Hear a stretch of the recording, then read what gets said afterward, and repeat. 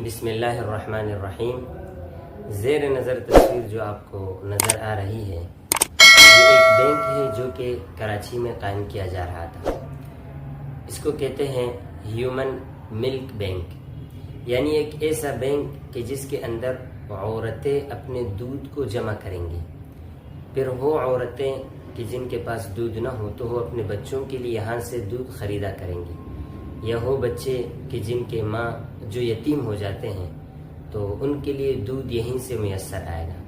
تو آیا اس طرح کا بینک قائم کرنا یہ شرعاً کیسا ہے، جائز ہے یا نہیں ہے؟ تو یہ شرعاً ناجائز ہے، چونکہ اس کے اندر کئی مفاسد ہیں۔